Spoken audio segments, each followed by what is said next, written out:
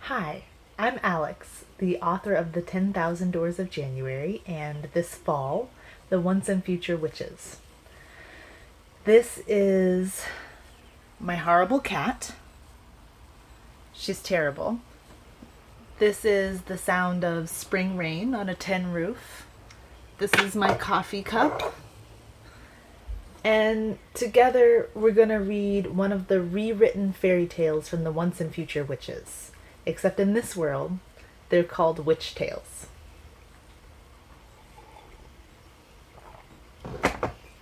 This is The Tale of the Sleeping Maiden.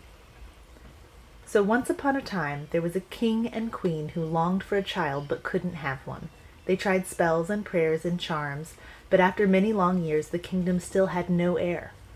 In desperation, they held a grand feast and invited 6 witches to bless their kingdom. The 6 witches granted 6 fair gifts: peace and prosperity, agreeable weather, and biddable peasants. But just as the feast was ending, a 7th witch arrived. She was young and graceful and had the sort of face that launches ships and eats hearts. She wore a coal-black snake twined around her left arm and a sharp-toothed smile on her lips. She told the king and queen that, since they failed to invite her to their feast, she brought a curse instead of a blessing. One day a young maiden would prick her finger on a spindle and the castle would fall into an endless sleep from which no one could wake it.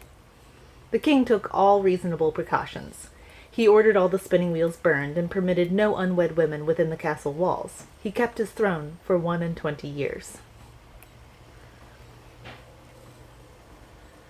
Until the day a strange maiden arrived at the castle gates. The guards should have turned her away, but it had been too long since the 7th witch had been seen, and the maiden knew the ways and words to make them forget their orders. She wore her familiar like a black glass necklace around her throat. The maiden strode unseen through the castle, smiling as she went, until she climbed to the top of the tallest tower, where a spinning wheel waited for her. She reached her pale finger to the spindle's end. There are many versions of this story, but there is always a pricked finger. There are always 3 drops of maiden's blood. Her blood touched the floor and the spell drifted through the castle. Every living creature fell into a sudden slumber. Pies burned in the ovens and spears clattered to the floor. Cats slept with their claws outstretched towards sleeping mice, and dogs lay down beside foxes. In the whole castle, only the maiden moved. She stole the king's crown from his brow and settled it on her own head. The maiden ruled for 100 years. She might have ruled forever. Who can say what ways a witch might find to live beyond their years? Except that a brave knight heard tales of the cursed kingdom and rode to its rescue.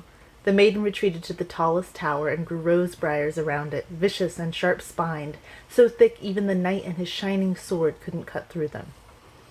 The knight set fire to the tower instead. As the witch burned, her spell was broken, and the rest of the castle woke from their endless sleep. The knight plucked the witch's crown from the ashes and presented it to the king on bended knee. The king pulled him to his feet and announced that he and his queen had finally found a fitting heir. The knight and the kingdom lived happily ever after. Although no rose ever bloomed for miles around, no matter how rich the soil or how talented the gardener. And there were still stories about a young woman who walked in the deep woods sometimes with a black snake beside her. Thank you for listening, and I hope you're staying safe and sleep well.